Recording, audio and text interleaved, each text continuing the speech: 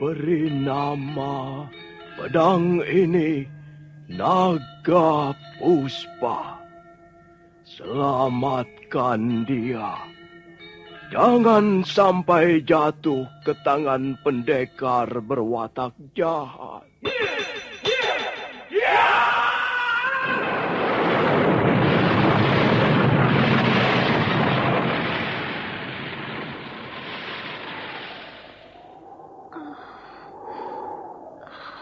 Kakang Kamandanu, kau masih juga tidak percaya bahwa aku mencintaimu. Mesin, maafkan aku, Mesin. Mesin. Mesin!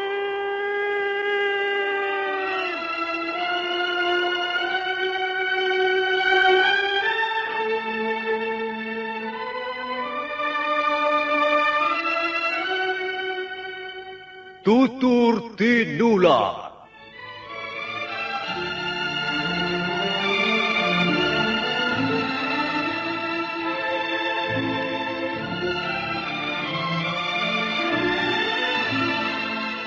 Sebuah sandiwara radio serial, produksi Sanggar Cerita dan Teater Sanggar Prativi. Sebuah kisah dengan latar belakang sejarah runtuhnya Singasari dan berdirinya Kerajaan Majapahit.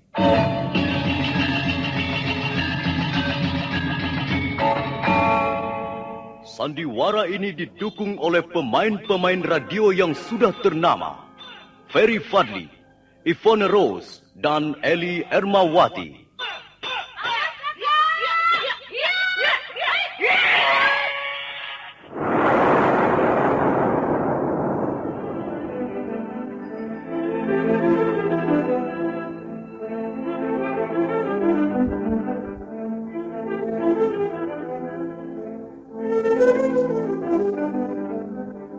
Cerita ini ditulis dan disusun oleh S. Tijab.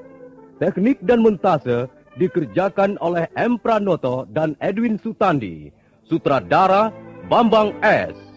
Kali ini mengetengahkan episode kedua dengan judul Kisah dari Seberang Lautan.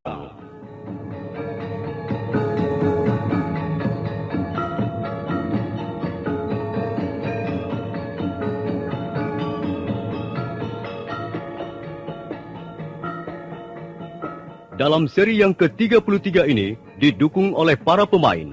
Yoko sebagai Kaisar Kubilai Khan, Armando Nida sebagai Panglima Kausing, Benny sebagai Panglima Sipi, M. Abud sebagai Panglima Ikemese, Ape Burhan sebagai Canpi, Asdi Suastra sebagai Empu Ranubaya, Wahyu sebagai Mengci, dan Nusri pembawa cerita. Selamat menikmati.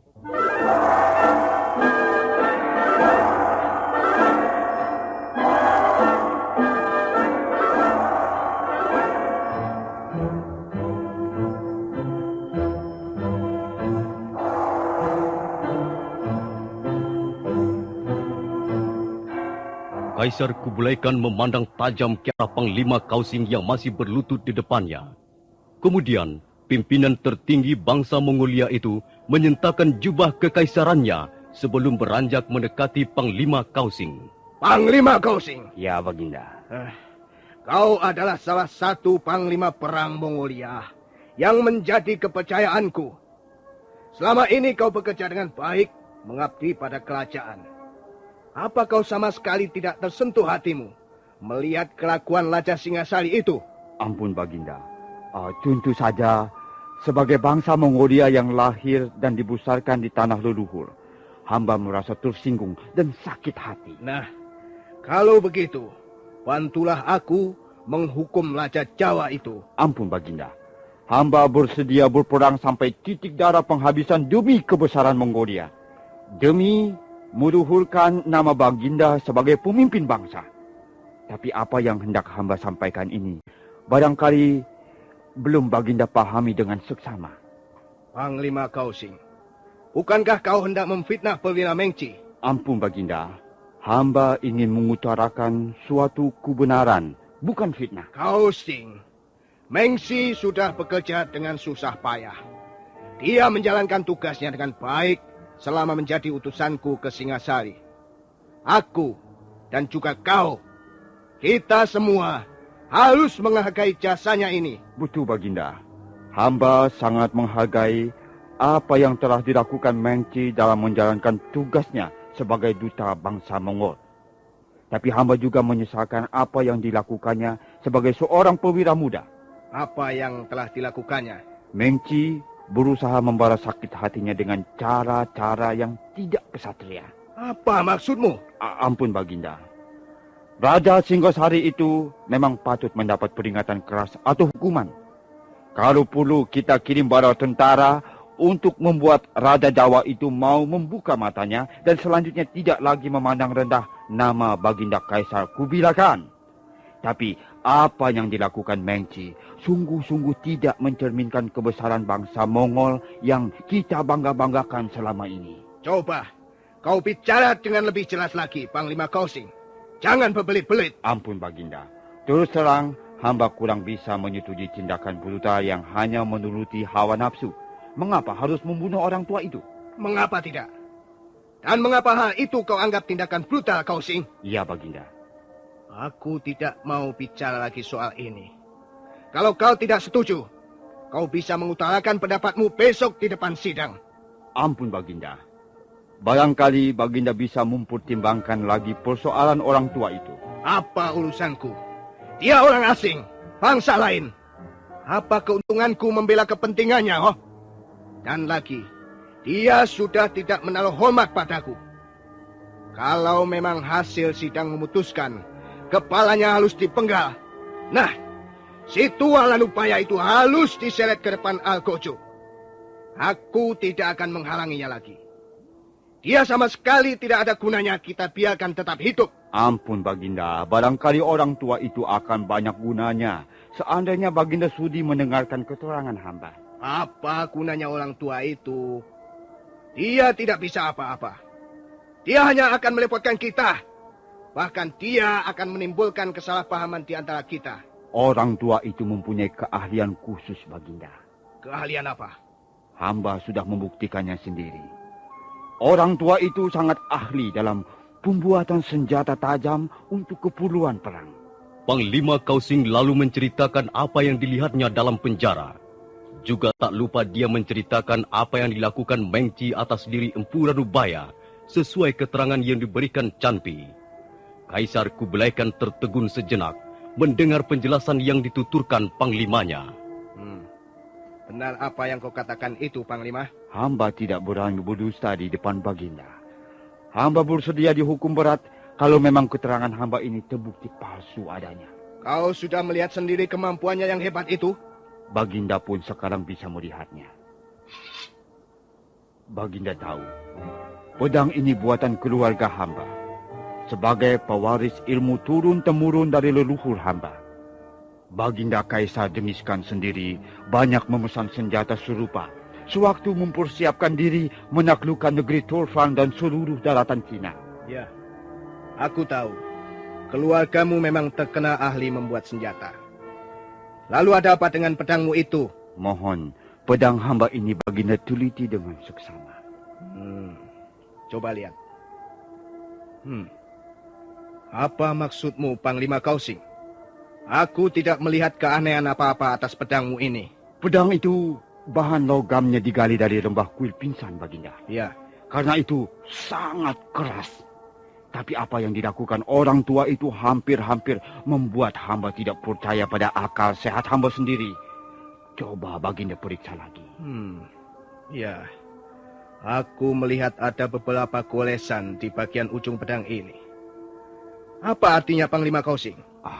Tulisan itu menurut Pak Ranubaya tersusun menurut huruf atau aksara Jawa kuno. Bunyinya adalah nama hamba. Oh, siapa yang menggoreskan tulisan ini? Dialah yang menggoreskan tulisan itu, Baginda.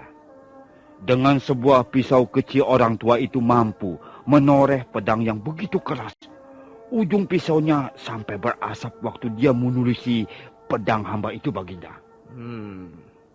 Kalau benar apa yang kau saksikan itu, pasti orang tua itu memiliki ilmu yang hebat dalam pembuatan senjata. Ampun, Baginda. Hamba adalah keturunan keluarga pembuat senjata. Senjata buatan keluarga hamba sudah terkenal di seluruh negeri ini. Hamba tahu benar cara mengolah logam menjadi pedang atau tombak. Tapi hamba tak bisa mengerti orang tua itu mempunyai pisau kecil yang nampaknya kurang berharga, tapi tajam dan kerasnya luar biasa. Baiklah, Panglima Kausing. Besok, bawa orang tua itu menghadap di balai sidang. Aku ingin membuktikan sendiri kehebatannya itu.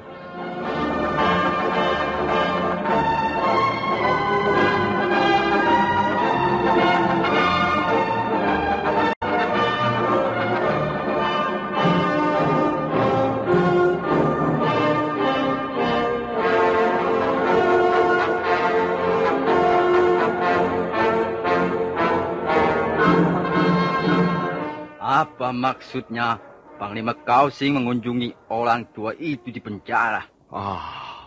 Saya khawatir Canpi telah menceritakan perihal orang itu, Panglima. Maksudmu? Panglima Kausing berasal dari keluarga pembuat senjata. Kalau Canpi menceritakan bahwa si tua itu pun seorang ahli senjata, pastilah Panglima Kausing tertarik untuk mendekatinya.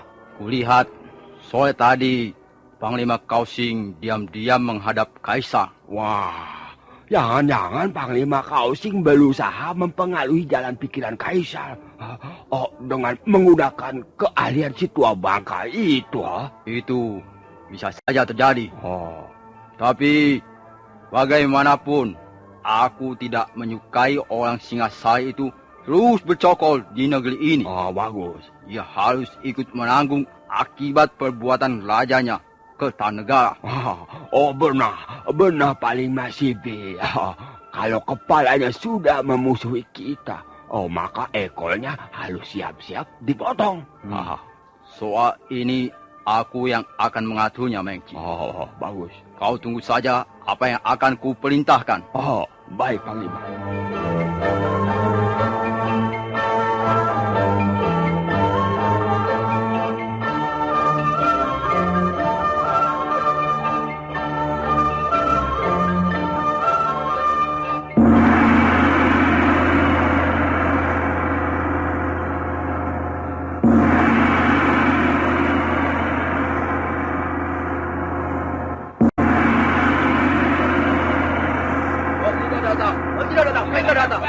Beri hormat pada Kaisar. Selamat datang ya Kaisar kami. Terimalah salam dan hormat kami. Semoga panjangnya usiamu.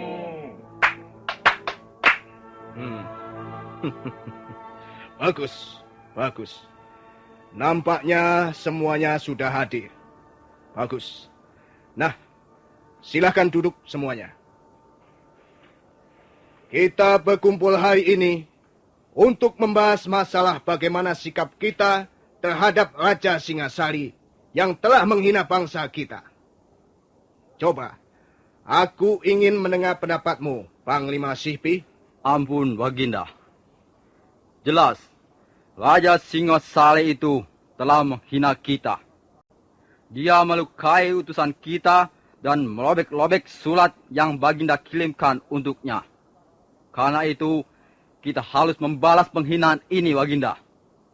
Saya, sebagai penerus generasi Mongol, merasa tersinggung.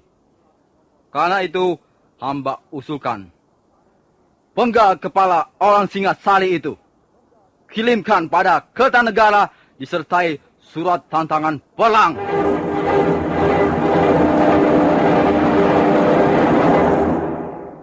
Bagaimana yang lain? Aku juga ingin mendengar pendapat Panglima Ikemese. Ampun Baginda. Sikap dan tindakan pemerintah Singasari itu memang patut disesalkan. Kita harus segera menentukan sikap demi kewibawaan dan pemerintah dan bangsa Mongol. terutama demi menjaga kehormatan nama Baginda sebagai kaisar. Tapi hendaknya kita jangan terbulu-bulu nafsu. Tindakan kita jangan terlalu brutal. Karena hal itu bisa merendahkan martabat bangsa kita yang beradab. Sikap brutal hanyalah berlaku bagi bangsa yang belum maju tingkat kebudayaannya. Ampun Baginda, demikianlah pendapat hamba. Ampun Baginda. Menurut pendapat hamba, tindakan balasan seperti itu, seperti yang hamba usulkan, tidaklah brutal. Itu cukup wajar. Kita masih bernama manusia yang tersinggung dan marah apabila harga dirinya diinjak-injak. Justru kalau kita biarkan saja kelakuan Raja Singasari itu bisa menimbulkan kesan bahwa bangsa kita adalah bangsa yang lemah. Hamba khawatir hal ini bisa mempengaruhi bangsa-bangsa lain yang sekarang menjadi taklukan maupun sekutu Mongolia. Aku juga ingin mendengar pendapat Panglima Kausing. Ampun Baginda. Pendapat hamba tidak begitu berbeda dengan pendapat Panglima Ikemese. Raja Singosari memang tidak pada tempatnya memperlakukan seorang utusan seperti itu. Tapi janganlah hendaknya kita melibatkan orang yang tak berdosa. Ampun Baginda, yang hamba maksudkan adalah orang tua di sebelah hamba ini. Dia orang Singasari, Panglima. Dia harus ikut bertanggung jawab atas perbuatan rajanya. Dia tidak berbuat. Mengapa harus bertanggung jawab? Lalu, bagaimana menurut pendapatmu? Apakah orang tua itu akan kita bebaskan begitu saja? Tidak. Kita bisa memanfaatkannya untuk mengadakan penghinaan balasan terhadap Kertanegara. Penggal kepalanya dan serahkan pada Raja Singasari itu disertai surat ancaman ataupun tantangan perang. Habis perkara. Kita adalah bangsa yang besar. Kita jangan mau dihina begitu saja oleh negeri kecil seperti Singasari. 10 negeri seperti Singasari bisa kita sapu bersih dengan bala tentara Tatar. Tunggu. Nah, sekarang giliranku untuk bicara. Kalian mendengarkan saja. Semula aku memang mempunyai maksud yang sama dengan apa yang diutarakan Panglima Sihpi. Tapi sekarang aku mempunyai pertimbangan lain. Kupikir pendapat Panglima Ikemese jauh lebih bijaksana. Bukan begitu, Panglima Sihpi? Ampun, Baginda. Kami hanyalah sekedar mengemukakan pendapat. Akhirnya semua keputusan berada dalam tangan Baginda yang agung, Kaisar Kublai Khan. Kami akan menurut apa yang Baginda putuskan. Ya, memang tak ada perlunya kita membunuh orang yang tidak mempunyai kesalahan. Jadi, Baginda akan membebaskan orang Singasari ini? Sabar, Panglima Sihpi. Aku akan bicara sebentar dengan orang yang bersangkutan. Tuan Lanupaya. Iya, Tuan Kaisar. Saya tahu, Tuan bukanlah seorang sembarangan. Saya mendapat keterangan bahwa Tuan ahli dalam hal pembuatan senjata. Benarkah itu? Tuan tidak perlu menyembunyikan keahlian Tuan itu. Kami sudah tahu semuanya. Dan saya mempunyai bukti yang kuat bahwa Tuan memiliki keahlian yang langka. Apakah Tuan yang membuat tulisan di atas pedang ini? Iya, benar Tuan Kaisar. Luar biasa. Tuan ternyata mempunyai keahlian membuat senjata yang benar-benar langka. Sekarang, marilah ikut saya. Saya akan membawa Tuan ke ruang penyimpanan senjata milik Kekaisaran Mongolia.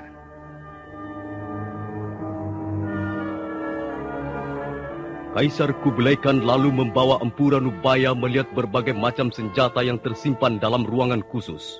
Tak lama kemudian, mereka sudah kembali lagi ke ruangan sidang, sementara para hadirin belum ada yang berani meninggalkan tempat duduknya.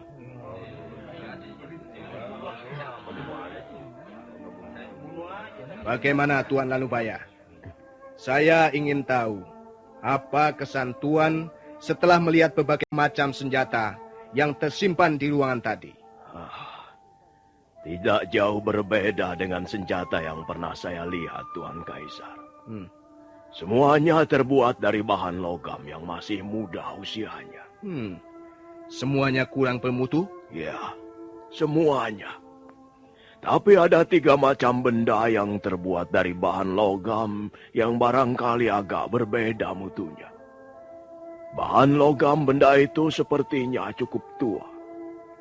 Saya melihatnya di pojok ruangan di dekat tumpukan pedang. Benda apakah itu? Saya melihat sebuah ladam atau sepatu kuda yang bentuknya sangat sederhana. Kalau Tuan Kaisar berkenan melihatnya, silakan memerintahkan seseorang untuk mengambilnya. Baiklah. Panglima Kausing, kau bisa membantu aku mengambilkan benda itu? Dengan senang hati, Baginda.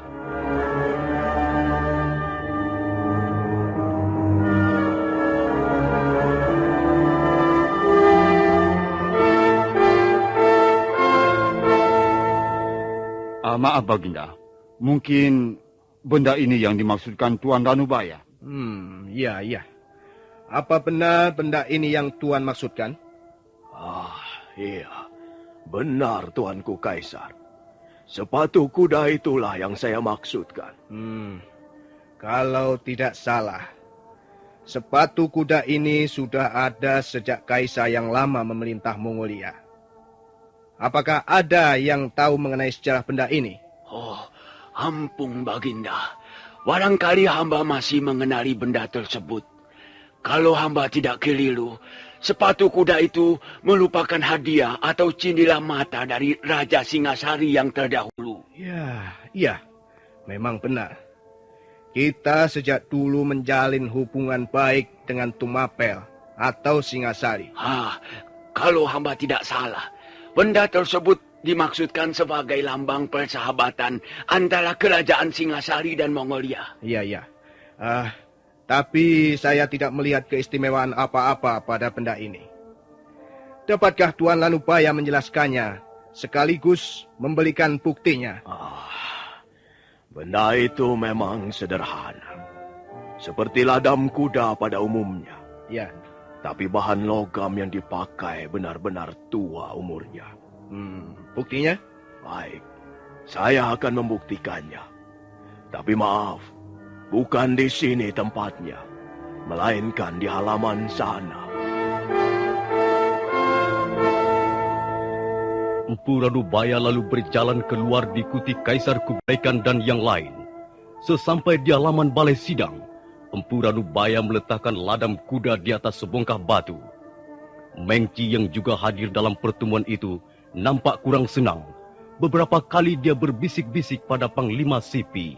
Nah, Tuan Kaisar, nanti akan terbukti logam manakah yang muda dan yang tua umurnya. Sekarang saya harap seorang prajurit tampil ke depan untuk memperagakan kekuatan ototnya. Saya minta prajurit yang kekar dan bertenaga besar. Biarlah saya yang memperagakannya, Tuan Lanubaya. Iya. Bagus. Saya pernah melihat sendiri betapa besarnya tenagamu. Nah, ambil pedangmu dan tebaslah ladam kuda itu sekuat tenagamu. Baik, Tuan Lanubaya. Canpi mundur beberapa langkah untuk mengambil ancang-ancang. Semua yang melihat terpaksa menahan napas ingin tahu apa yang akan terjadi. Canpi menarik napas panjang beberapa kali untuk mengumpulkan tenaga sebanyak-banyaknya. Kemudian...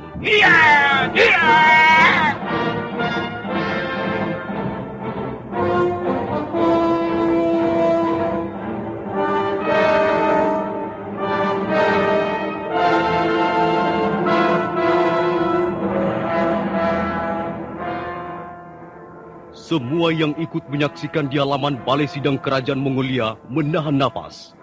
Kaisar Kubilai Khan yang berdiri di atas tangga istana kelihatan tenang walaupun matanya tak berkedip melihat pedang Canpi yang berkelebat di udara. Nah, para pendengar sekalian, bagaimana kisah selanjutnya? Apakah Empu Ranubaya dapat membuktikan pendapatnya di depan Kaisar Mongolia? Dan bagaimana nasib Empu Ranubaya selanjutnya? Silakan mengikuti seri berikutnya episode Kisah dari Seberang Lautan ini. Sampai jumpa.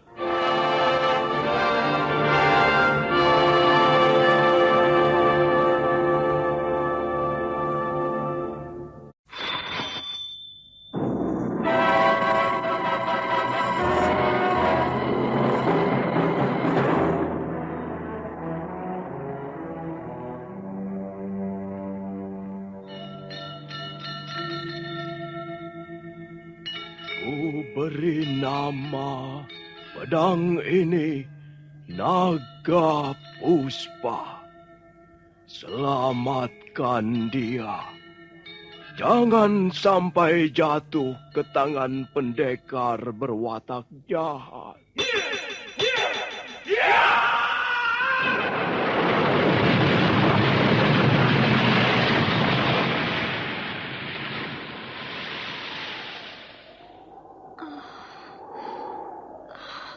Kakang Kamandanu, kau masih juga tidak percaya bahwa aku mencintaimu. Mesin, maafkan aku, Mesin.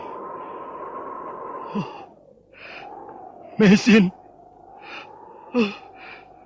Mesin!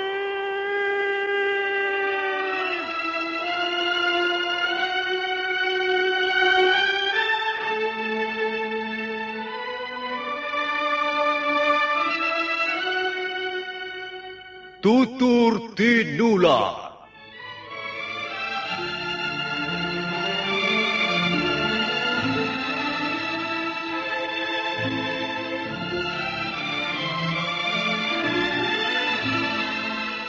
Sebuah sandiwara radio serial, produksi Sanggar Cerita dan Teater Sanggar Prativi.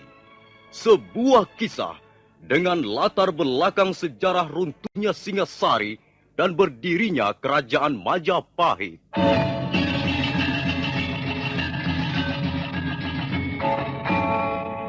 Sandiwara ini didukung oleh pemain-pemain radio yang sudah ternama. Ferry Fadli, Ivone Rose, dan Eli Ermawati.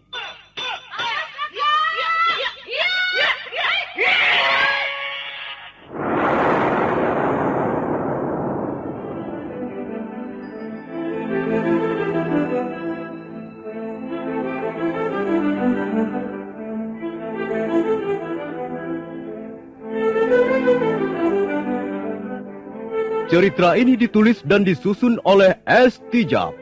Teknik dan montase dikerjakan oleh M. Pranoto dan Edwin Sutandi. Sutradara Bambang S. Kali ini mengetengahkan episode kedua dengan judul Kisah dari Seberang Lautan.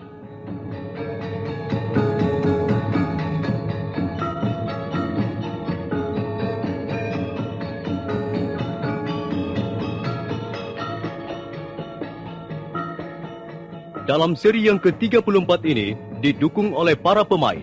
Yoko sebagai Kaisar Kubilai Khan, Armando Nida sebagai Panglima Kausing, Benny sebagai Panglima Sipi, Wahyu sebagai Mengci, Ape Burhan sebagai Canpi, Asdi Suastra sebagai Empu Ranubaya, Abudi sebagai Empu Sasi, dan Nusri sebagai pembawa cerita. Selamat menikmati.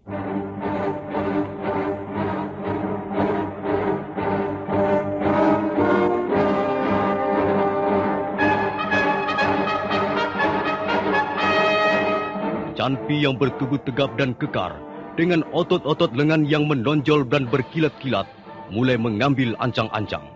Sementara para penonton berdebar-debar menunggu apa yang akan terjadi, nampak Kaisar Kublai Khan berdiri di sebuah panggung.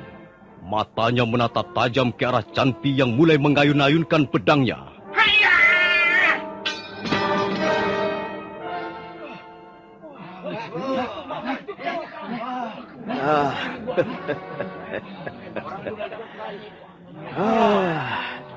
Sungguh besar tenaga Tuan Canpi. Seperti tenaga dua orang ditumpuk menjadi satu. Dan hasilnya, lihat saja.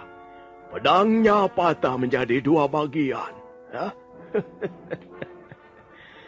Nah, bagaimana Tuan Kaisar?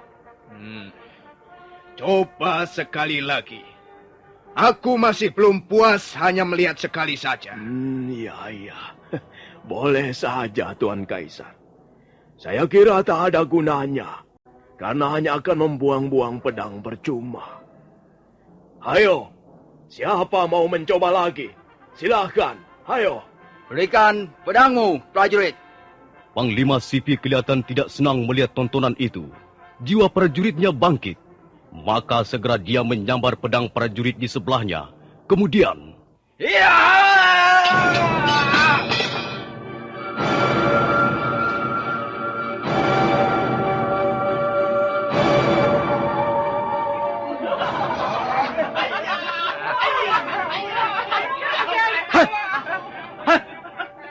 Sama sekali tidak lucu.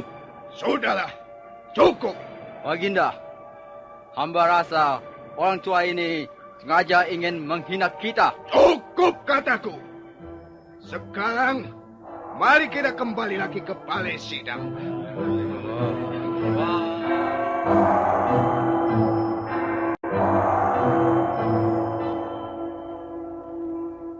Tuan Lanubaya, saya sudah melihat sendiri buktinya bahwa Tuan memiliki pengetahuan yang mendalam tentang pembuatan senjata pusaka. Tuan Kaisar, pengertian senjata di sini ada dua macam. Senjata biasa yang bisa dibuat oleh hampir setiap tukang pandai besi. Dan kedua, senjata pusaka yang hanya bisa dibuat oleh seorang empu atau orang yang ahli mencetak logam pilihan berdasarkan daya khayal maupun kemampuan rohaninya. Senjata seperti ini memang jarang dibuat orang. Dan seorang empu juga tidak membuat dalam jumlah banyak. Barangkali seumur hidupnya dia hanya membuat 5-10 senjata pusaka saja. Dan tingkat kepandaian antara empu yang satu dan yang lain berbeda-beda. Apa yang membedakannya, Tuan? Kepribadiannya. Pancaran sinar batinnya. Sebab banyak juga seorang empu berubah haluan. Semula dia terkenal sebagai empu yang ampuh, yang sakti, yang senjatanya bisa meruntuhkan gundukan bukit karang. Tapi mendadak keampuhannya seketika lenyap. Karena empu itu mulai tergiur oleh harta benda, kedudukan, pangkat, maupun nafsu-nafsu duniawi yang lain. Kalau begitu, apa alasan Tuan membuat senjata? Saya membuat senjata karena memang saya harus membuatnya, Tuan Kaisar. Siapa yang mengharuskan? Yang jelas, yang mengharuskan bukanlah seorang raja atau penguasa. Tuan agaknya tidak suka bekerja untuk kelompok tertentu. Benar, saya memang tidak bekerja untuk kelompok tertentu. Saya bekerja untuk perdamaian di antara sesama umat manusia. Karena itu tak pernah ada seorang pun bisa memaksa saya bekerja selama saya belum meyakininya sebagai suatu usaha perdamaian. Ada banyak tukang membuat senjata tidak mengindahkan hal ini. Maka akibatnya, darah tumpah di mana-mana. Tangis penderitaan menggetarkan angkasa. Dan air mata kesedihan membasahi bumi. Watak dan sikap Tuan memang aneh. Sekarang saya baru tahu bahwa Tuan pun agaknya mempunyai perasaan yang amat halus. Tuan Lanubaya, saya pun sesungguhnya cinta perdamaian.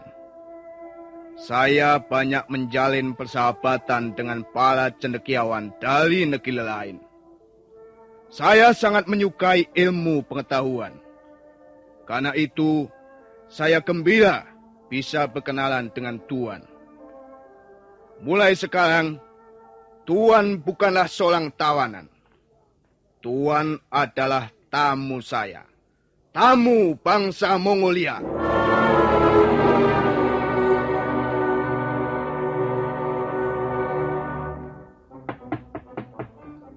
Masuk.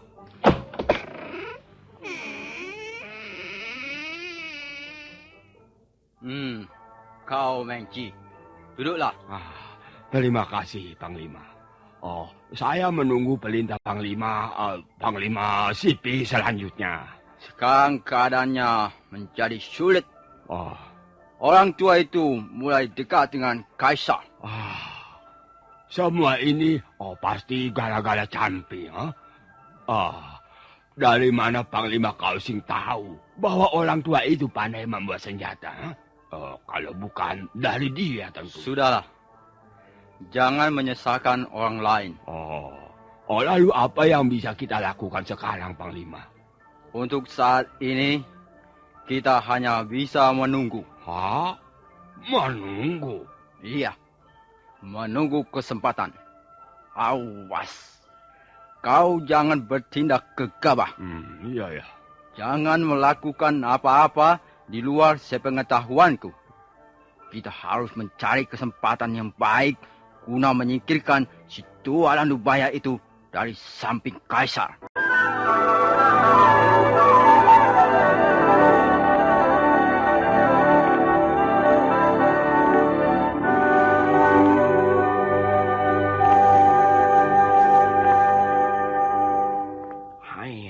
Tuan Mengci?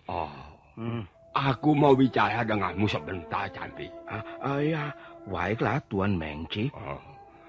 Kau yang menceritakan pada Panglima Kausing, bahwa si tua bangka itu mempunyai keahlian membuat senjata. Iya, benar Tuan. Goblok. Tuan Mengci, dulu di atas perahu saya memang anak buah Tuan. Tapi sekarang saya kembali menjadi anak buah Panglima Kausing. Sedangkan Tuan menjadi bawahan langsung Panglima Sipi. Kita berbeda kesatuan. Tapi kita kan sama-sama tentara Tatar. Mengapa harus berbeda pendapat? Orang Singasari itu pantas dihukum pacung. Mengapa kalian berusaha menyelamatkannya? Saya hanya mengatakan apa adanya. Bahwa dia mempunyai pengetahuan yang hebat dalam hal membuat senjata. Tapi hal itu bisa mempengaruhi jalan pikiran dan keputusan Kaisar. Maaf Tuan Mengci, saya tidak tahu soal itu. Dan saya tidak pernah berpikir sampai sejauh itu. Kalau toh orang Singasari itu akhirnya bebas karena Kaisar bermula hati padanya. Barangkali itu sudah nasibnya. Itu tidak akan terjadi. Mengci, perwira satu ini amat bernafsu mencari muka di depan Kaisar. Tapi dia memang pandai mengambil hati Panglima Sipi. Tapi dia mempunyai kelemahan yang sangat merugikan dirinya sendiri. Dia mudah menaruh dendam. Seringkali dendamnya itu di luar batas. Aku akan mengawasinya. Kalau ada yang mencurigakan, aku akan melaporkannya pada Panglima Kausing.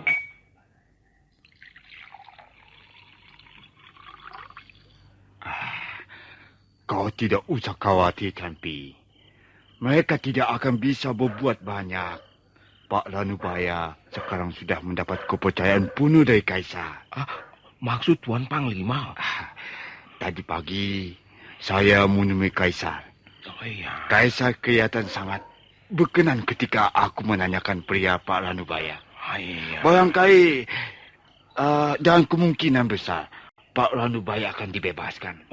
Dikirim kembali ke negerinya Singasari ya? Iya. Tapi aku kira setelah pekerjaannya selesai. Pekerjaan? Pekerjaan apa itu, Panglima? Rupanya kau belum tahu ya. Memang ini merupakan perintah kaisar yang agak dirahasiakan. Mari kita lihat.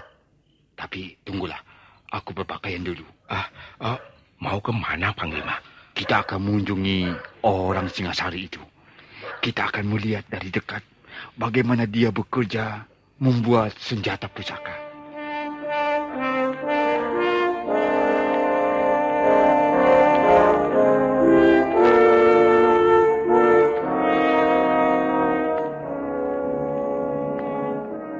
Selamat malam, Tuan Ranubaya. Selamat malam. Nah, Tuan Panglima, coba mendekat ke sini.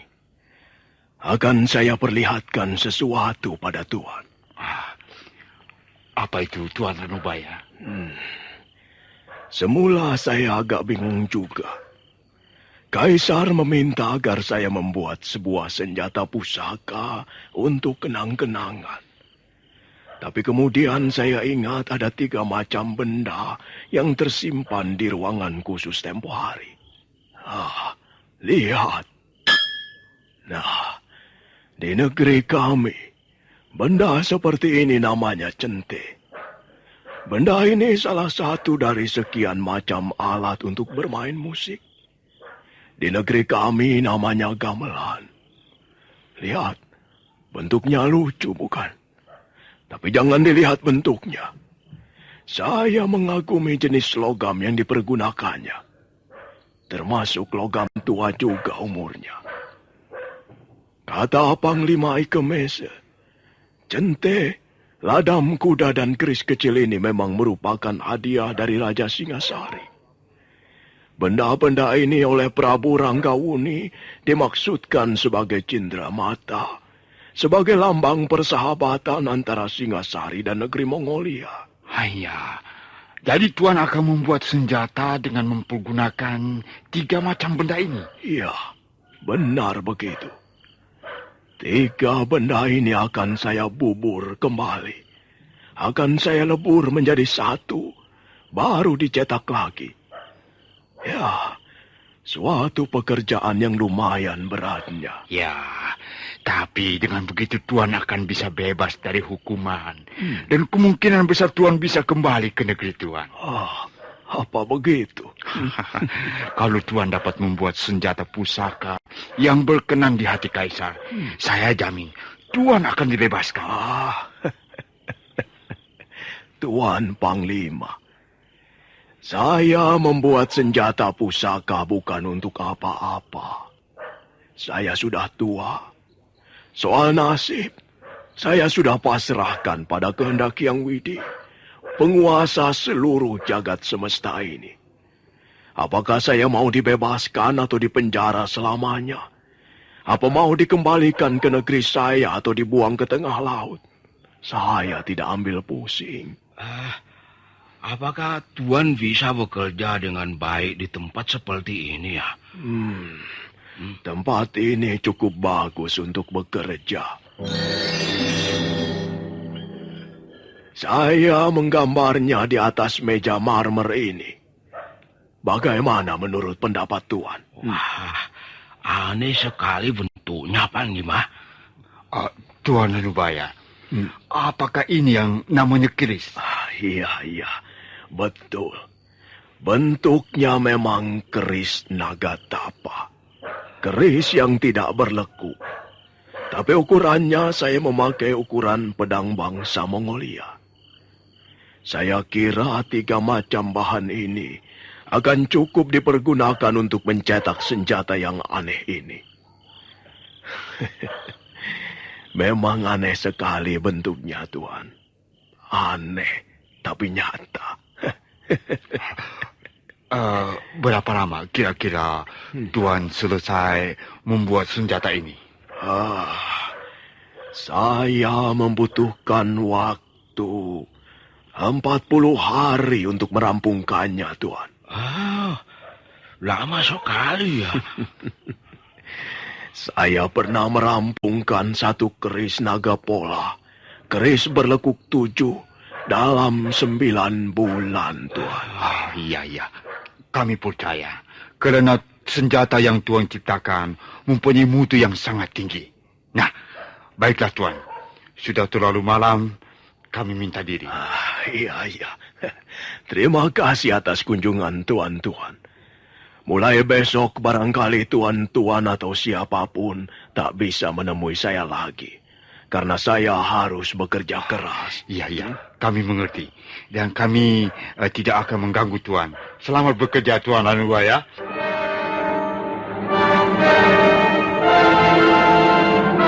Malamnya, Empu Ranubaya hampir tidak bisa tidur barang sekejap mata pun. Dia duduk bersila di tengah ruangan yang remang-remang dan tidak begitu luas. Pada dinding ruangan, ada banyak gambar hiasan yang mencerminkan budaya bangsa Mongolia. Tidak kusangka bahwa suatu ketika aku akan meringkuk di tempat ini. Ya, perjalanan hidup manusia memang penuh misteri. Senjata pusaka. Mengapa orang-orang memburu senjata pusaka? Untuk apa sebenarnya? Untuk membunuh lawan-lawannya. Untuk menjadi orang sakti yang paling ditakuti.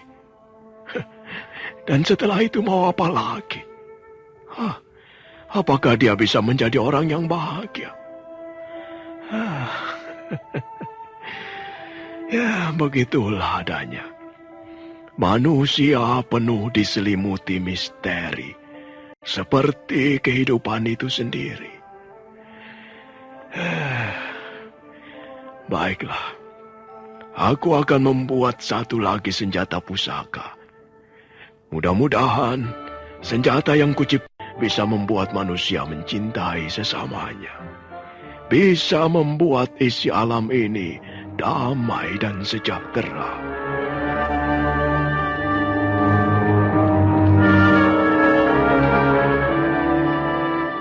Maka mulai malam itu juga, Empu Ranubaya mempersiapkan diri untuk menciptakan senjata seperti yang sudah tergambar dalam khayalannya.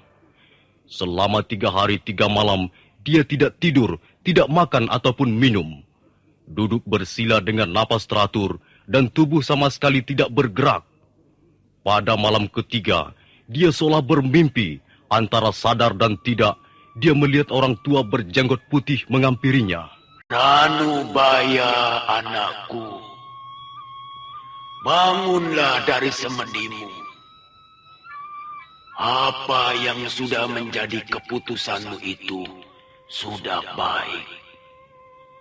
Laksanakanlah, mulailah bekerja, bukan untuk Kaisar Kubilai Khan, melainkan untuk suatu cita-cita yang lebih mulia, untuk meninggikan derajat manusia, anakku. Pesanku, kalau nanti senjata itu selesai kau ciptakan, berilah nama Naga Puspa. Naga merupakan lambang bumi di mana kau mencipta benda itu. Dan puspa artinya bunga atau kembang. Puspa merupakan lambang cita-citamu yang luhur. Nah, bekerjalah anakku. Aku akan membantumu dari kejauhan.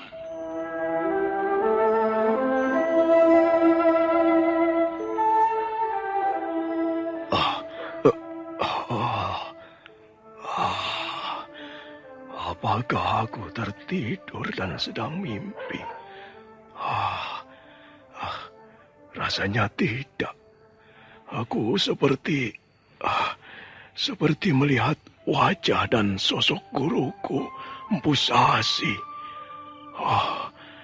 Kalau begitu, aku harus memenuhi amanatnya. Aku harus mulai bekerja tanpa keraguan lagi. Naga Puspa. Ya, Naga Puspa. Aku akan membuat pedang Naga Puspa.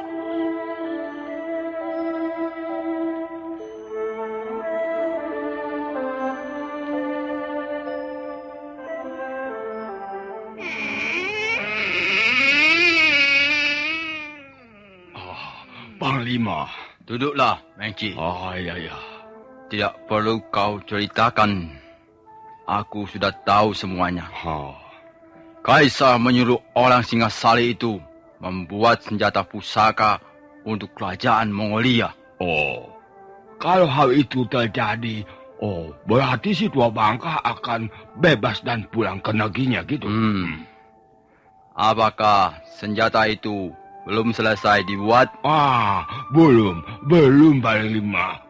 Kabarnya si kunyuk tua itu membutuhkan waktu 40 hari. Berarti 10 hari lagi senjata itu baru selesai dibuatnya. Kalau begitu, kau harus mempersiapkan segalanya untuk bertindak.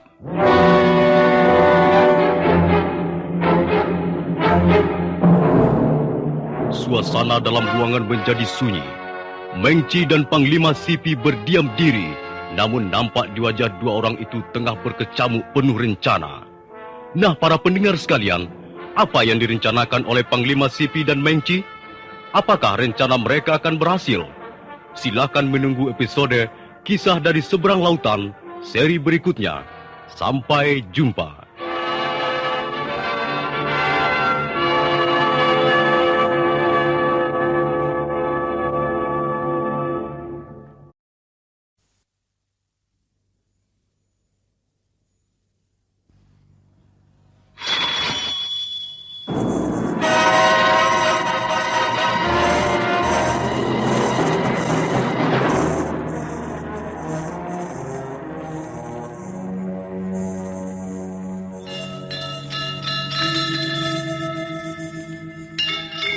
Beri nama pedang ini Naga Puspa. Selamatkan dia. Jangan sampai jatuh ke tangan pendekar berwatak jahat.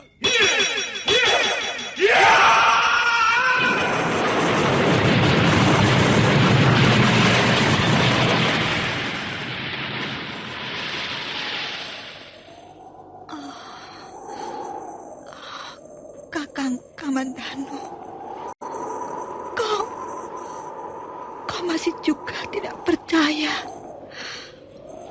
bahwa aku mencintaimu. Mesin, maafkan aku, Mesin. Mesin. Mesin!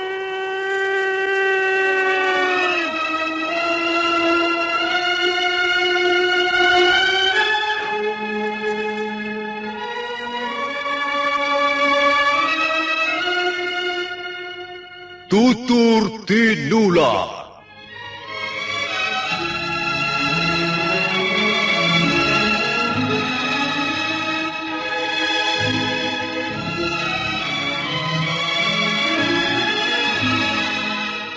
Sebuah sandiwara radio serial, produksi Sanggar Cerita dan Teater Sanggar Prativi.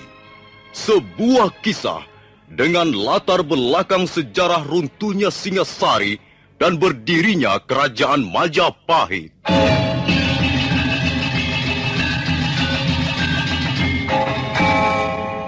Sandiwara ini didukung oleh pemain-pemain radio yang sudah ternama. Ferry Fadli, Ivone Rose, dan Eli Ermawati.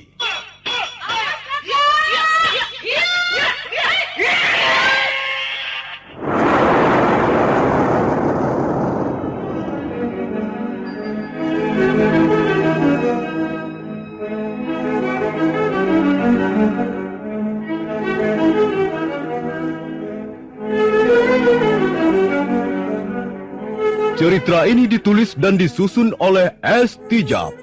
Teknik dan montase dikerjakan oleh M. Pranoto dan Edwin Sutandi. Sutradara Bambang S. Kali ini mengetengahkan episode kedua dengan judul Kisah dari Seberang Lautan.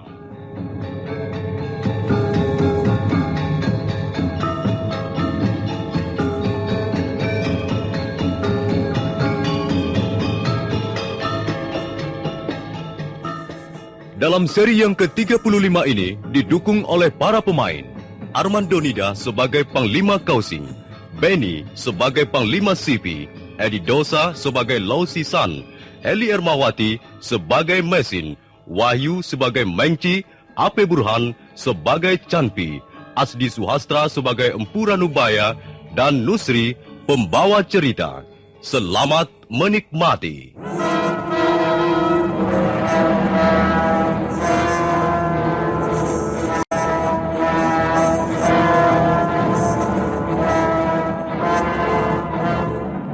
Empu Ranubaya membuat senjata pusaka di ruangan khusus yang disediakan Kaisar. Sudah 30 hari lamanya, orang tua itu duduk bersila menekuni pekerjaannya. Bukan untuk siapa-siapa, melainkan demi menjalankan amanat almarhum gurunya, Empu Sasi, yang ditemuinya ketika sedang bersemedi. Mengci dan Panglima Sipi tidak senang melihat Kaisar Kublai Khan yang sepertinya sangat menaruh perhatian pada Empu Ranubaya. Maka pada suatu malam, mereka berdua merencanakan sesuatu.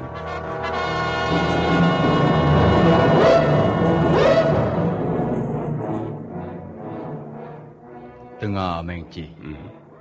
Kau harus segera bertindak. Hanya, apa yang harus saya lakukan, Panglima Sipi? Carilah 5 sampai 10 orang prajurit pilihan yang bisa dipercaya. Oh, ya, Panglima. Oh, Lalu pergilah ke tempat si Tua Ranubaya itu. Bunuh saja dia. Membunuh dia di tempat itu juga. Itu pekerjaan yang tidak terlalu suka, Panglima. Baik. Tunggu. Tentu saja kau harus membunuhnya dengan suatu siasat. Nah, beginilah siasatnya. Kau doblak saja pintu kamarnya. Ya. Orang itu pasti akan melawan. Biarkan 1 atau 2 orang prajurit terbunuh. Baru kau balas membunuh Ranubaya. Ya.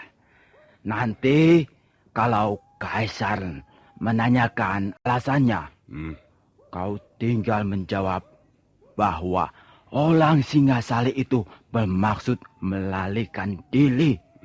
Dan kalian terpaksa membeleskannya. Itu siasat yang amat gitu, Panglima. Aku belum selesai. Ya. Dalam melakukan pembunuhan itu, jangan sampai kau menyelet namaku. Ya. Jangan kau sebut-sebut Panglima Sipi di dalamnya. Baik, Panglima. Soal pembunuhan itu akan saya tanggung sendiri akibatnya. Kalau sampai ke tangan Kaisar. Dan satu lagi. Setelah orang tua itu mati, ambillah senjata pusaka hasil ciptaannya dan belikan pedang itu padaku. Baik, Panglima. Nah, sekarang kau tinggal mencari waktu yang paling baik, saat yang paling tepat untuk melaksanakan. Sipi, pintu wisma tertutup kembali. Pada saat itu dari balik rimbunan pohon-pohon hias, muncullah sesosok tubuh manusia. Mereka merencanakan pembunuhan Pak Tua Ranubaya. Dan rupanya Panglima Sipi ingin memiliki pedang pusaka itu. Aku harus segera melaporkannya pada Panglima Kausing. Apa kau mendengar sendiri pembicaraan itu? Iya, Panglima. Saya mendengar sendiri. Saya mendengar pembicaraan mereka dari balik jendela Wisma Sipi. Kalau begitu, kita juga harus bertindak untuk melindungi Tuan Ranubaya. Ya, apakah kita sendiri yang harus menjaga ruangan Pak Tua Ranubaya, Panglima? Apakah kemungkinan malam ini mereka akan melaksanakan rencananya? Iya, saya belum bisa memastikannya, Panglima. Tapi rasanya tidak. Malam ini saya kira mereka belum siap. Baiklah. Malam ini kita awasi saja ruangan Tuan Ranubaya. Ya. Dan besok aku akan mencari orang yang paling tepat untuk menculik Tuan Ranubaya. Menculik? Ya. Dia harus diamankan. Setelah pekerjaan membuat senjata selesai, baru aku akan melaporkan segalanya kepada Kaisar. Apakah senjata itu belum juga selesai, Panglima? Menurut Tuan Ranubaya, tinggal merampungkan sarungnya. Iya, Panglima Syekh sangat mengincar senjata pusaka itu. Saya mendengar sendiri dia menyuruh Mengci menculik senjata itu begitu Pak Tua Ranubaya terbunuh. Rencana yang licik dan kejam. Iya. Tapi Iya, kita jangan lemah. Dan ingat, kau jangan sekali-kali bertindak atas namaku. Iya. Kau jangan menyeret namaku dalam persoalan ini. Iya, baik, Panglima. Mari kita pergi melihat Tuan Ranubaya.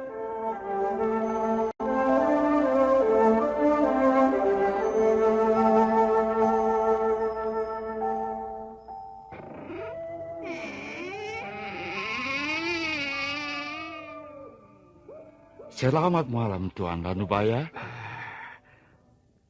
Tuan Ranubaya. Kok diam saja, Panglima?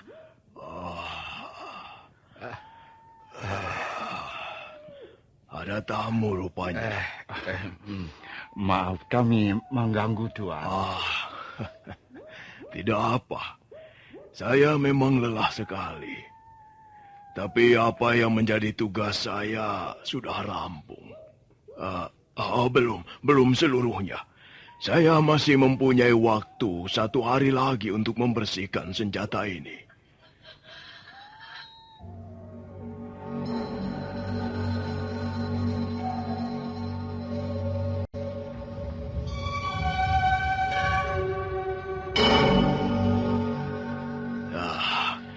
Bagaimana menurut pendapat tuan-tuan? Luar biasa. Bentuknya aneh. Dan sosoknya begitu menyeramkan, Tuan. Saya sendiri tidak menduga jadinya akan seperti ini. Saya hanya membuat, bekerja dan bekerja siang malam. Dan saya sangat terkejut begitu melihat hasil pekerjaan saya sendiri. Senjata ini memang mengerikan. Dan pengaruhnya tentu juga akan sangat mengerikan. Saya tidak pernah membuat senjata seperti ini sebelumnya. Entahlah apa dan siapa yang telah membantu saya menyelesaikan senjata ini. Mengapa senjata itu sepertinya bercahaya, Tuan? Iya. Ada cahaya kemerah-merahan memancar dari pangkal pedang dan menyebar ke atas. Memang demikianlah ciri-ciri senjata yang diciptakan oleh seorang empu yang mumpuni atau sakti. Senjata itu pasti akan memperlihatkan pamor atau cahaya begitu keluar dari sarungnya. Tapi entahlah, mengapa pamor senjata ini menjadi merah begini, seperti warna darah. Sudahlah, maaf Tuan Ranubaya. Tolong sarungkan kembali pedang itu. Iya, saya tahu. Hawa senjata ini memang sangat panas. Dibutuhkan tangan-tangan perkasa yang dingin, yang penuh kasih untuk menjinakkannya. Kalau tidak, senjata ini akan menyeret pengaruh iblis yang sangat merusak. Nah, bagaimana tuan-tuan? Apakah tuan-tuan mempunyai keperluan datang kemari? Apakah Kaisar sudah menanyakan perihal senjata ini? Barangkali besok lusa saya sudah bisa menyerahkannya pada beliau. Tidak, Tuan Lanubaya. Kami hanya ingin melihat keadaan Tuan. Kami khawatir Tuan jatuh sakit karena bekerja terlalu keras siang malam. Iya. Saya memang tidur sedikit sekali. Itu pun banyak terganggu. Seringkali prajurit-prajurit melewati lorong di depan itu. Entah apa maksudnya. Setelah menyelesaikan tugas yang berat ini, hendaknya Tuan banyak istirahat.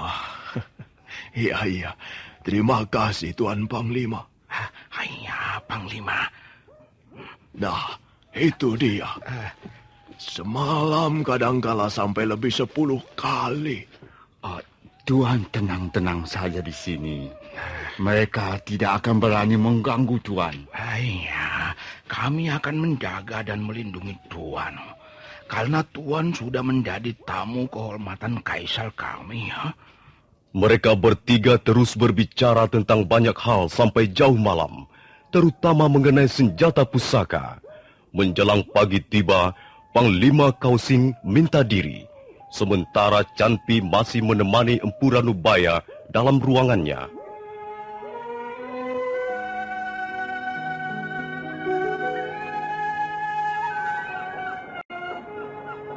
Kuil pingsan terletak di wilayah Provinsi Minking.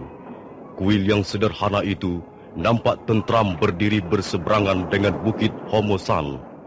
Di belakangnya nampak barisan bukit-bukit kecil yang sambung menyambung sampai ke provinsi lain di bagian Tiongkok Selatan. Sedang di depan terbentang lautan membiru yang menghubungkan dengan bagian lain dari bumi yang dihuni manusia. Fajar pagi baru tiba. Sinar surya menyapu pasir pantai yang masih berkabut.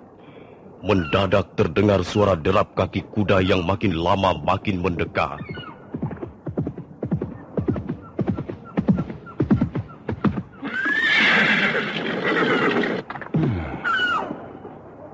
Sudah agak lama juga aku tidak bertemu dengan Pendekar Lo.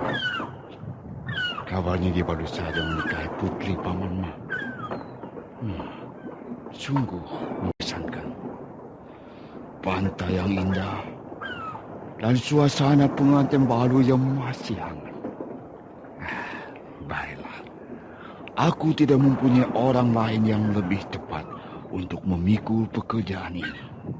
Aku terpaksa mengganggu suasana pengantin Pendekar Lo. Here!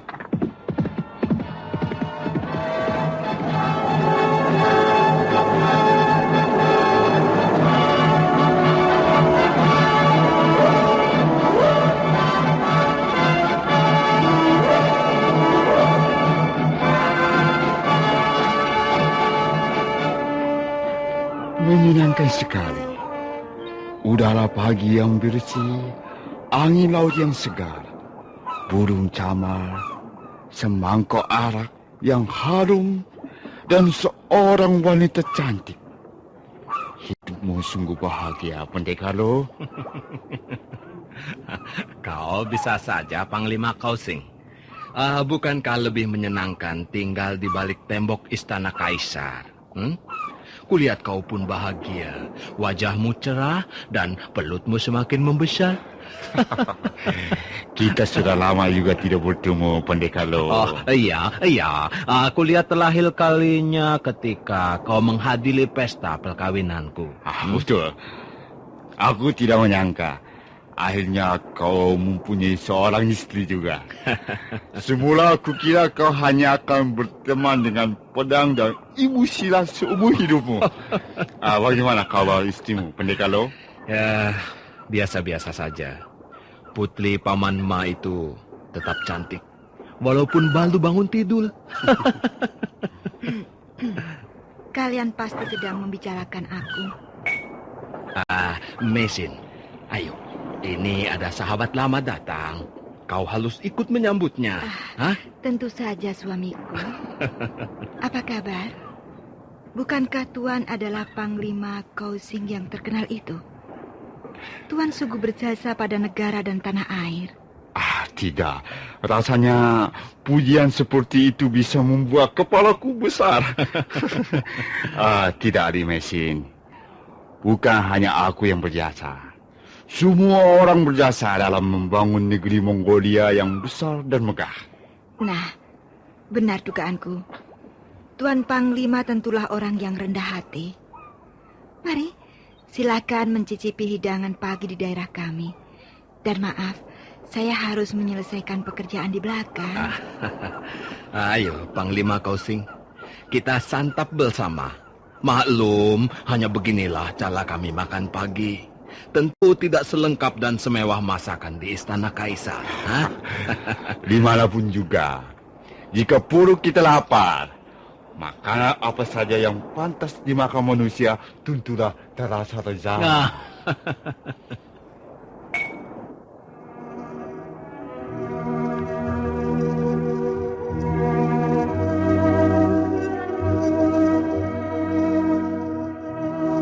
Setelah merampungkan makannya, Panglima Kausing mulai menceritakan maksud kedatangannya. Pendekar Lau atau nama lengkapnya Lau Sisan mendengarkan dengan seksama tutur kata sahabatnya itu. Pekerjaan yang berbahaya. Karena itu, aku hanya bisa mempercayakannya padamu. Aku tidak mempunyai pandangan lain selain kau. Bagaimana kalau sampai Kaisar tahu? Soal Kaisar adalah urusanku. Tugasmu hanya menculik dan mengamankan orang yang kumaksud itu. Bagaimana? Ya, aku harus melundingkan dengan istriku dulu. Karena hal ini bisa melepotkan ayah mertuaku. Kau tahu kan? Ayah mertuaku selama ini hidup dengan tentram, mengurus kuil pingsan. Tak pernah ada masalah yang mengganggu beliau. Ya, Paman Ma memang seorang pendeta yang taat dan setia pada ajaran yang dianutnya. Maka aku kira lebih baik kau merahasiakan soal ini. Jangan sampai Paman Ma tahu. Apakah aku harus bekerja sendiri atau harus membawa teman? Kau membutuhkan teman untuk tugas ini. Iya, aku kira begitu. Kau sudah dapat orang? Sudah. Istriku sendiri. Gila! Kau jangan bercanda, Lolo. Tugas ini bukan main-main. Aku masih cukup walas, Panglima. Belum gila, belum. Kau kira istriku itu apa? Kalau hanya membeleskan seorang atau dua orang prajurit Mongolia, dia sanggup melakukannya. Apa kau tidak percaya? Aku lupa. Putri Pamama tentulah belajar juga emosi lagi. Baik. Kalau begitu, aku tunggu saja kalian di istana, di Wisma. Panglima, selama ini aku banyak berhutang budi padamu. Di samping itu, kau juga sahabat lamaku yang terbaik. Karena itu, aku akan berusaha membantumu semampu kekuatanku. Terima kasih, Pendekar Lau.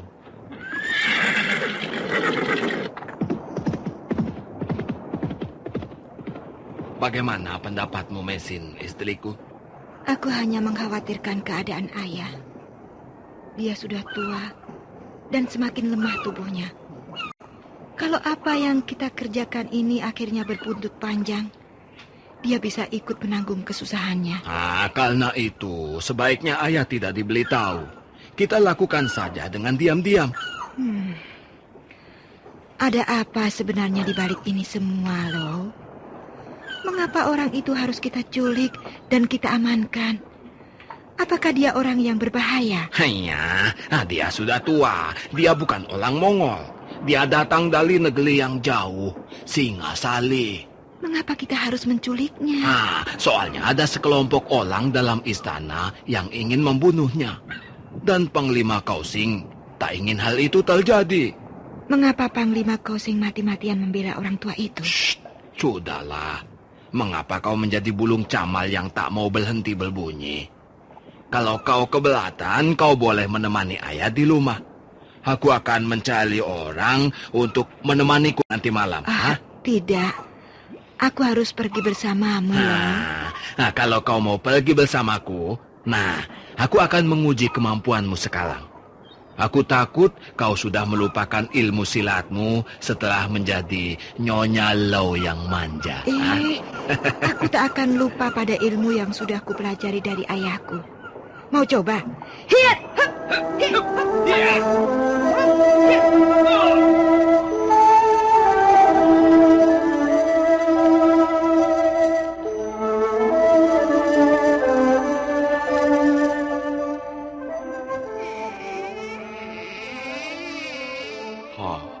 Panglima, kita harus bergerak dengan cepat, Panglima. Mengapa? Apakah kau mendengar berita yang penting? Ya. Saya lihat Canpi tidak pernah meninggalkan kamar si tua bangka itu, Panglima. Bahkan semalam Panglima Kausing berada di sana sampai menjelang pagi. Nampaknya mereka sudah mencium lencana kita, Panglima. Apakah senjata itu sudah selesai dibuat? Saya mendapat keterangan dari seorang prajurit yang ditugaskan mengawasi orang itu. Katanya malam ini Panglima Kausing akan mengantarkan orang tua itu menyerahkan senjata pusaka pada Kaisar. Kalau begitu, tak ada jalan lain. Kau lihat Panglima Kausing sekarang di mana? Dia ada di wismanya. Menurut laporan seorang prajurit, dia pergi sampai menjelang tengah malam hari, baru kembali. Canpi? Di mana dia? Saya tidak tahu, Panglima. Tak seorang pun melihatnya. Kalau begitu, si tua Ranubaya hanya sendirian di kamarnya. Ya, agaknya memang begitu, Panglima. Baik, kita tidak bisa menunda lagi rencana kita ini. Bawalah prajurit-prajuritmu. Sekarang juga kita bergerak. Baik, Panglima. Ingat, ya. Jangan membawa-bawa namaku. Saya akan menunggu hasilnya di sini.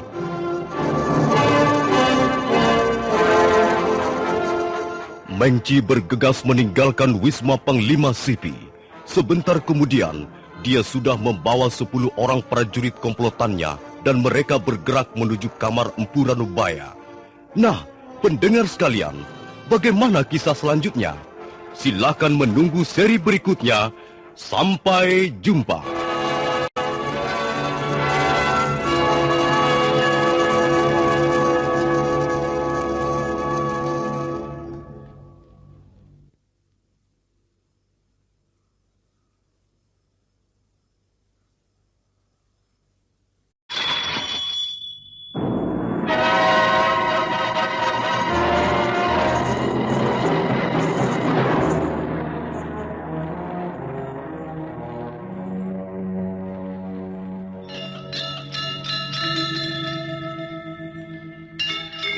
Beri nama pedang ini Naga Puspa. Selamatkan dia. Jangan sampai jatuh ke tangan pendekar berwatak jahat.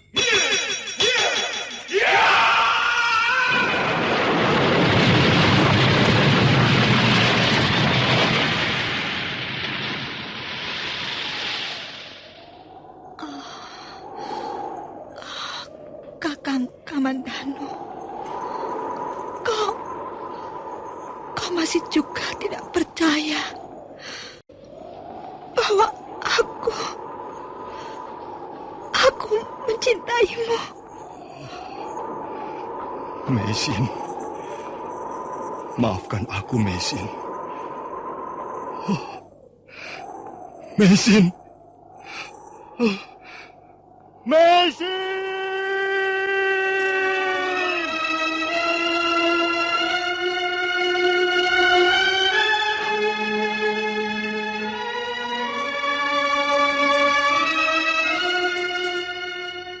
Tutur Tinula.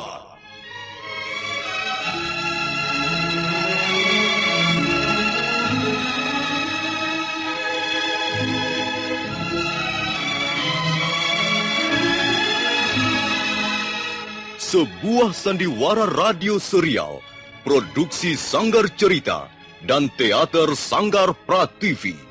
Sebuah kisah dengan latar belakang sejarah runtuhnya Singasari dan berdirinya Kerajaan Majapahit.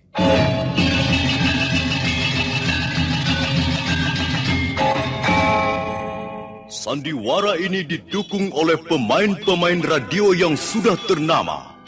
Ferry Fadli, Ivone Rose, dan Eli Ermawati.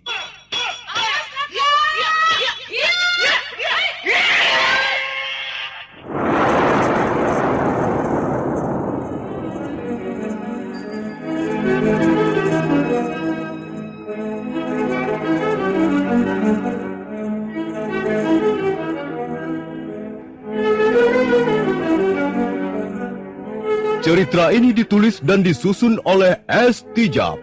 Teknik dan montase dikerjakan oleh M. Pranoto dan Edwin Sutandi. Sutradara Bambang S.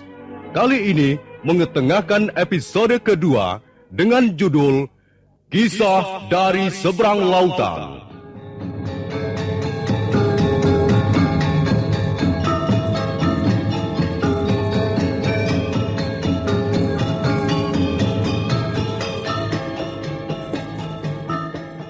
Dalam seri yang ke-36 ini didukung oleh para pemain.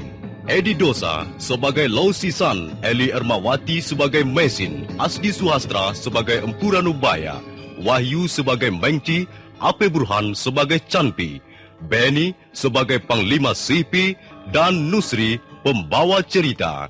Selamat menikmati.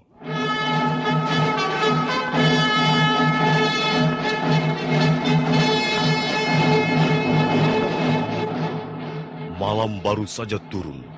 Istana Kaisar Kubilai Khan yang dikelilingi benteng tenggelam dalam deru angin padang pasir yang gersang. Mengci diiringi 10 orang prajurit bersenjata bergerak menuju kamar di mana Empu Ranubaya tinggal. 5 orang ikut aku. 5 orang yang lain ambil jalan ke kiri. Kita akan bertemu di ujung lorong sebelah utara. Jangan berkata apa-apa kalau berpapasan dengan penjaga. Nah, cepat kita diburu aku.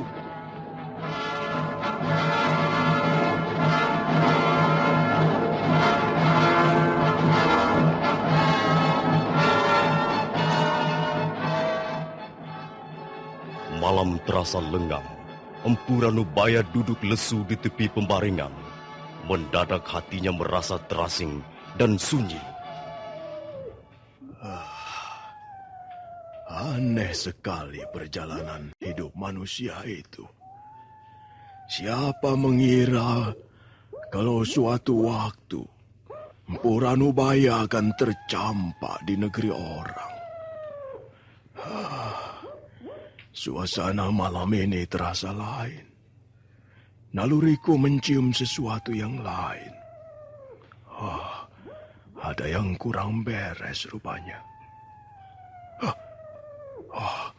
Aku mendengar ada banyak kaki manusia berjalan menuju kemari.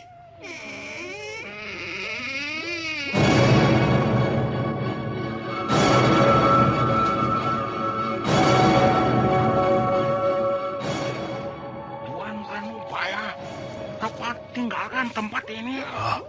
Siapa kalian bertiga ini? Saya Canpi. Saya dan 2 orang teman saya ini ditugaskan mengamankan Tuan.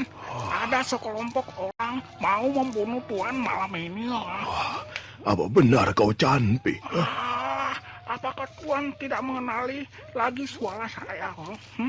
Saya datang atas perintah Panglima Kausing.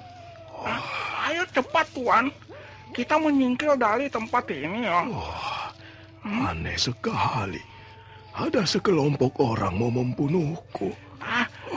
Nanti akan saya jelaskan. Sekarang kita harus segera meninggalkan tempat ini. Cepat Tuan, ambil pedang pusaka itu. Nanti mereka keburu datang. Cepat! Empu Ranubaya menyambar pedang naga puspa. Tapi belum sempat mereka beranjak dari ruangan itu, mendadak.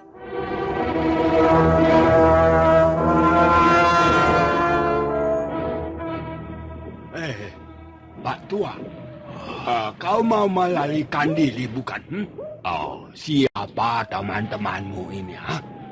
Kurang ajar. Rupanya kau menjalin hubungan dengan orang-orang luar. Ayo, menyerahlah. Letakkan senjatamu itu dan ikutlah kami. Kau mau mengajakku kemana, Mengci? Ke neraka. Kalau mau pergi ke neraka, pergilah sendiri. Tak sudi aku mengikutimu. Kurang ajar. Ayo, sergap dia. Rikus, kalau melawan bunuh saja.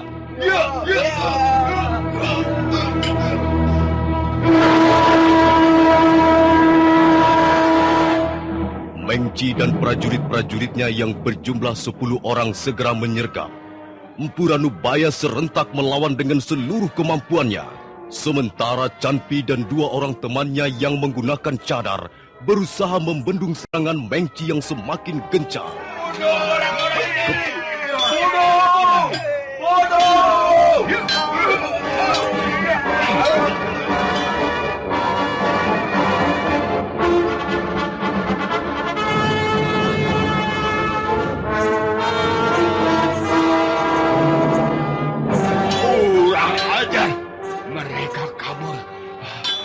Mereka sudah membunuh 3 orang prajurit Mongolia. Dan sekarang mereka kabur. Ayo cepat, kejar! Kejar mereka! Cepat! Masuk lorong di depan itu! Ya, ke sana! Terus! Terus ke sana! Jangan sampai mereka lorong!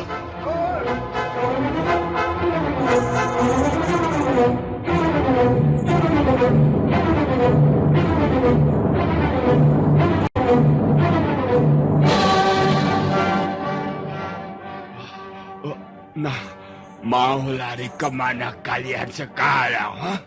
Kalian sudah terjepit. Lorong ini buntu. Kalian semua pasti akan mampus di tempat ini. Tapi sebelum kalian binasa, aku ingin tahu siapa sebenarnya kalian bertiga. Kalian orang-orang bayaran. Siapa yang telah membayar kalian? Katakan. Katakan. Jangan dikira aku tidak tahu siapa yang berdiri di belakang kalian. Panglima Kaosing bukan?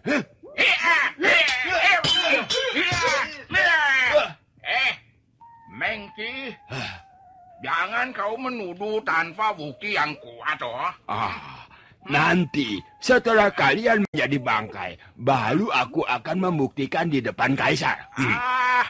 Kalau kau bisa menuduh, aku pun bisa melakukan hal yang sama. Aku tahu siapa yang berdiri di belakang kalian semua. Bukankah Panglima Sihpi? Mulutmu halus aku bungkam untuk selamanya. Ayo, sikat mereka semua. Babat sampai mampus. Binasakan orang-orang ini. Tikus-tikus busuk ini.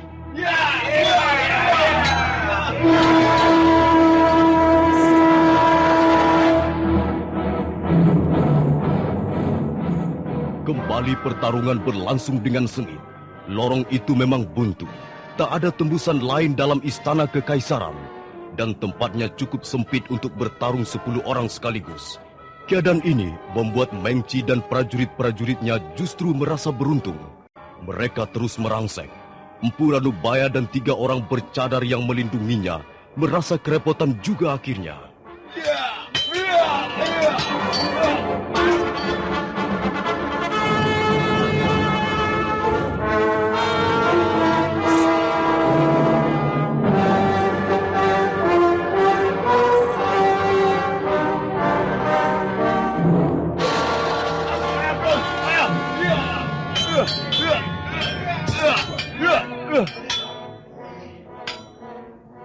Nah, akhirnya mampus juga kau.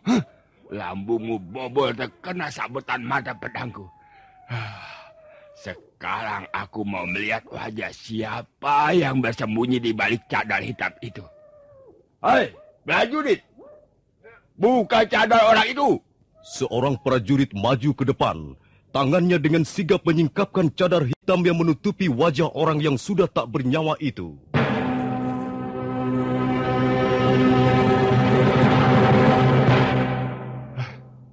Canpi, sudah kuduga sebelumnya. Tentulah kau Canpi si tikus busuk. Akhirnya kau harus menyusul Wong Chao.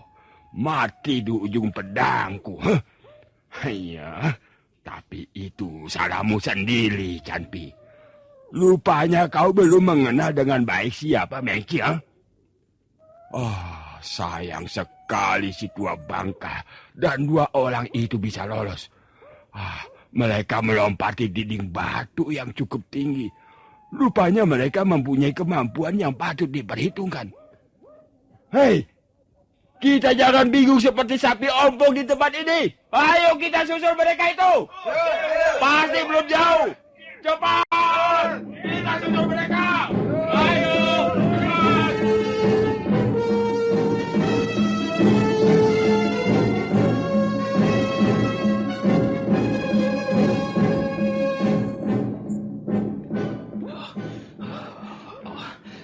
Kita berhenti sebentar, Tuan.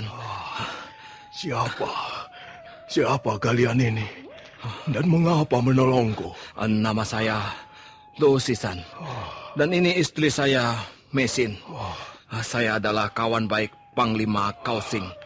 Jadi Tuan Lo, teman baik Panglima Kausing. Iya. Kami mendapat tugas menyelamatkan Tuan Lanubaya dari usaha pembunuhan Meng Qi dan prajurit-prajuritnya. Iya, Meng Qi rupanya masih terus menaruh dendam padaku. Agaknya mereka terus mengejar kita, Tuan. Iya, mereka membawa obor menuju kemari. Apa yang akan kita lakukan, loh? Jumlah mereka lebih banyak. Iya. Agaknya mereka menambah tenaga prajurit untuk menangkap kita, Mei. Begini saja. Kau bawa Tuan Lanubaya ini menyingkir dari tempat ini. Kemana? Di sana. Kalau kau berjalan sejauh kurang lebih 1.500 langkah, kau akan menemukan sebuah kuil tua yang sudah tak dipergunakan lagi. Tunggulah aku di kuil itu. Cepat. Bawalah Tuan Lanubaya ke sana. Biar untuk sementara aku yang menghadapi Meng Qi dan prajurit-prajuritnya. Cepat sayang. Nanti mereka keburu datang. Iya. Hati-hatilah, loh. Mari Tuan, kita menyingkir dari tempat ini. Iya, ayo.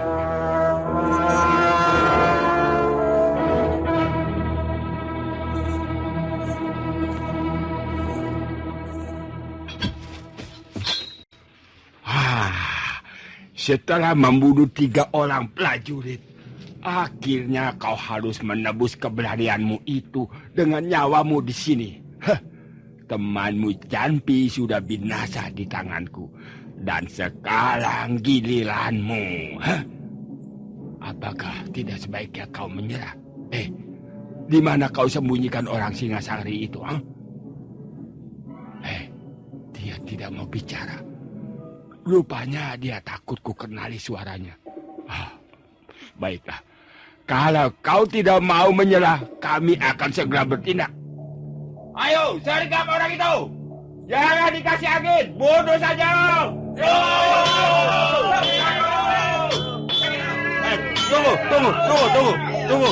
Tunggu. Aku seperti pernah melihat jurus-jurus pedang yang kau pergunakan. Apakah kau pendekar pedang yang terkenal itu, Lo Sisan? Benarkah kau ini Lo Sisan?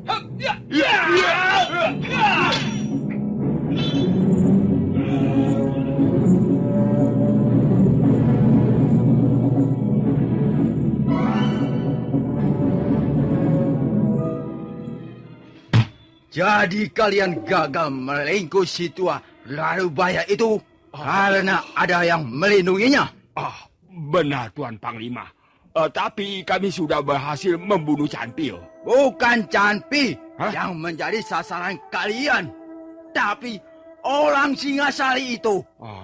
Kami masih akan berusaha menangkapnya, Tuan Panglima. Kami tahu tempat persembunyian mereka. Kami yakin mereka berlari menuju kuil tua di sebelah utara desa Cambalu, di seberang bukit Kuansi. Dan bagaimana dengan 2 orang bercadar itu? Nampaknya mereka mempunyai ilmu silat yang cukup tinggi.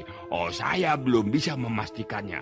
Tapi sepertinya saya pernah mengenal jurus pedangnya.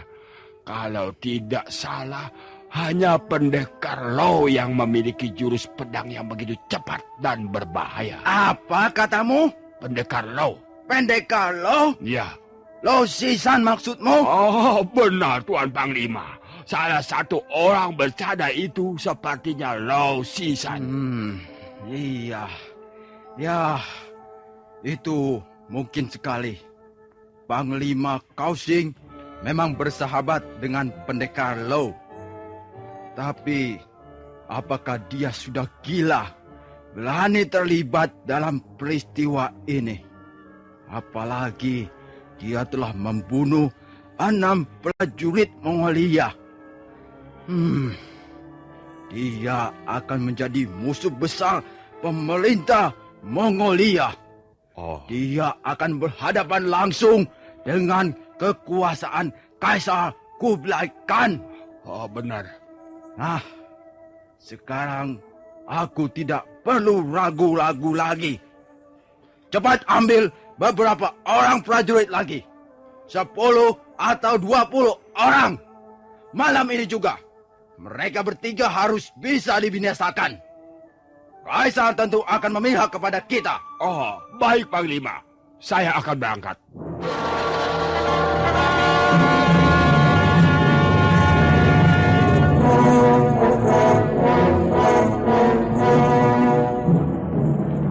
Mengci bergegas menuju para prajurit. Kemudian dipilihnya 20 orang yang tergolong berani dan punya pengalaman berlaga dalam peperangan. Setelah semuanya siap, malam itu juga Mengci membawa prajurit-prajuritnya berkuda ke arah Bukit Kuansi.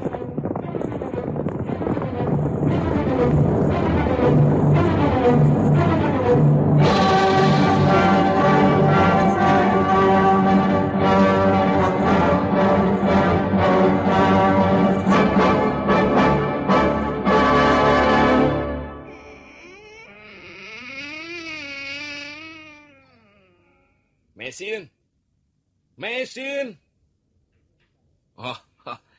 Kalian di sini lupanya. Akhirnya kau datang juga, Lo. Oh. Kami tidak berani menyahut karena takut bukan kau yang datang. Untuk sementara kita bisa istirahat di sini. Bagaimana dengan Tuang Lanubaya? Tuan? Ya, tidak apa-apa. Saya hanya kasihan melihat Tuan dan Nyonya muda ini. Tuan dan istri Tuan terpaksa mengurusi orang tua yang sudah tidak banyak gunanya ini. Jangan berkata begitu, Tuan. Kita sesama hidup harus saling tolong-menolong. Loh, sampai kapan kita akan istirahat di sini? Nanti saja kita pikirkan, Mei. Sekarang kita harus istirahat balang sejenak. Awas ya. Jangan menyalakan api. Nanti mereka akan tahu kita bersembunyi di tempat ini. Loh, aku mendengar sesuatu yang gemuruh di kejauhan. Suara derap kuda, loh. Iya. Mereka sudah tahu persembunyian kita. Dan sekarang mereka sedang menuju kemari. Kurang ajar. Akan kuhabiskan orang-orang itu.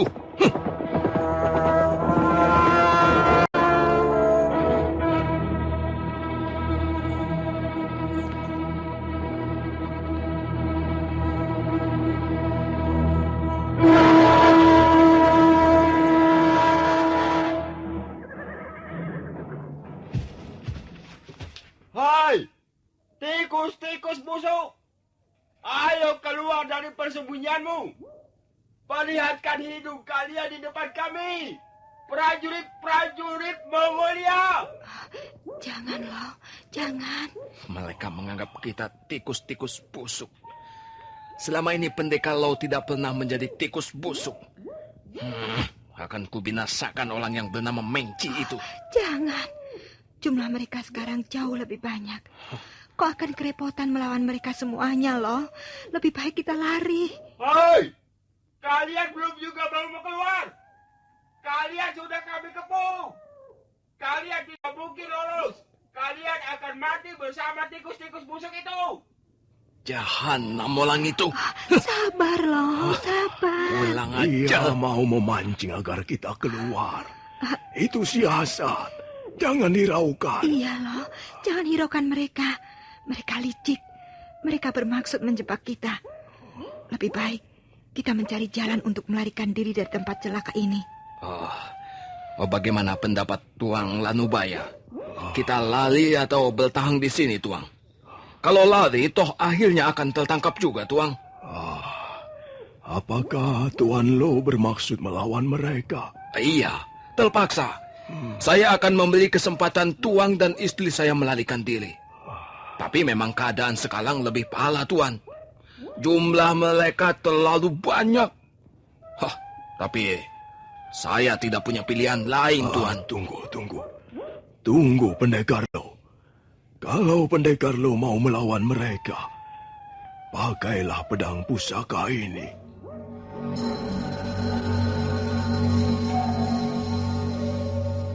Pedang pusaka? Iya. Pakailah senjata ini untuk mengusir mereka. Mudah-mudahan berhasil. Hoi! Kalau kalian tidak juga mau keluar, kuil ini akan aku bakar. Tunggu dulu, Mengci. Tunggu. Jangan merusak bangunan suci ini. Walaupun sudah tidak dipergunakan lagi, tapi jangan dirusak. Tunggu. Aku akan keluar untuk menghadapi tantanganmu.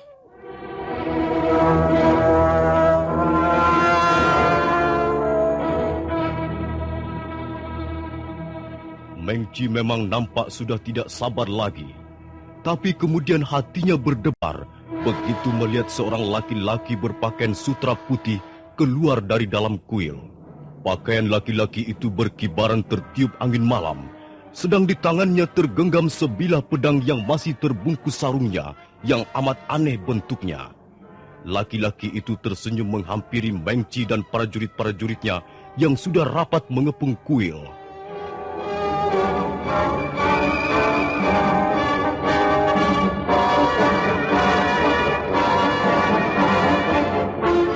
Nah, aku sekarang sudah keluar.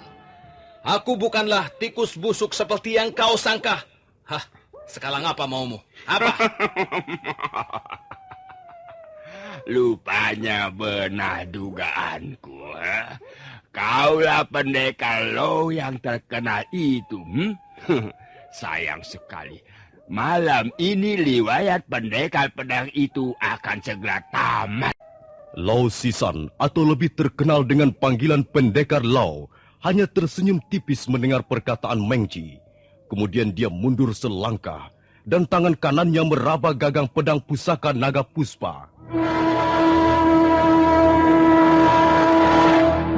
Bergetar dada Mengci melihat penampilan musuhnya kali ini.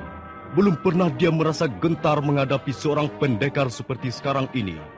Entah ada pengaruh apa, tapi dia seolah-olah melihat Pendekar Lau seperti seorang dewa pencabut nyawa. Nah, para pendengar sekalian, bagaimana kisah selanjutnya? Silakan menunggu seri berikutnya. Sampai jumpa.